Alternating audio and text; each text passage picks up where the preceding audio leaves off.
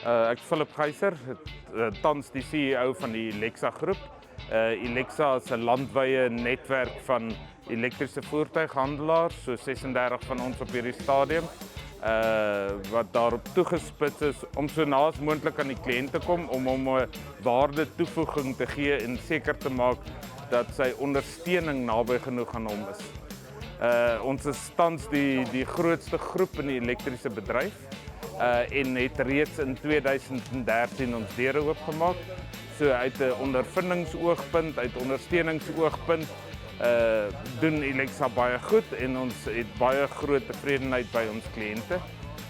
Ilexa is tans besig met die oprigting van 'n vervaardigingsplant in Suid-Afrika. So binnekort kan ons proudly South African produkte aan julle bied, wat weer eens die koste en die waarde van die produk, die aanpassing vir Afrika se omstandighede, baie sal bevoordeel.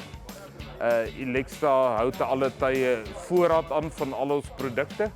So as jy ons warehouse besoek, sal jy vind dat ons tot 10 jaar onderdele aanhou vir al ons produkte. So jy sal nie met 'n truckvy sit oor 'n paar jaar waar jy nie parte vir hom kan kry nie. Ons maak ook ander elektriese voertuie reg. So as jy 'n produk het wat nie werk nie, sal ons hom vir jou regmaak.